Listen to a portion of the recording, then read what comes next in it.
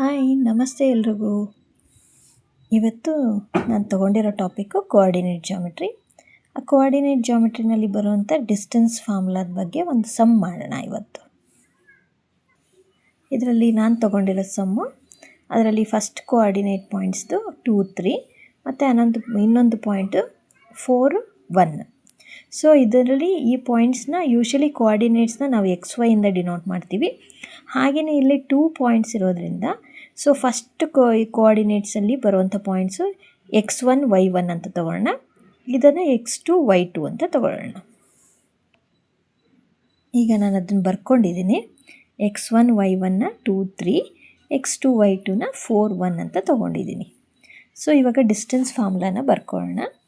So D is equal to under the root X2 minus X1 whole square plus Y2 minus Y1 whole square.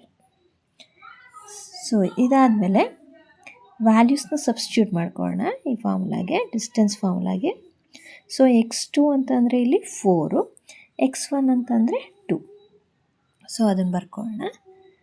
So 4 minus 2 whole square plus Y2 ಅಂತಂದರೆ 1 minus 3 whole square.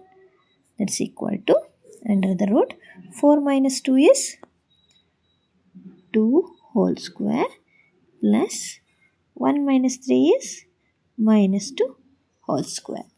That's equal to under the root 2 square is 4 plus minus 2 square is also 4. Then that's equal to square root of 4 plus 4 is 8. So 8ನ್ನು ಮತ್ತೆ simplest ಫಾರ್ಮಿಗೆ ಬರ್ಕೊಳ್ಳೋಣ.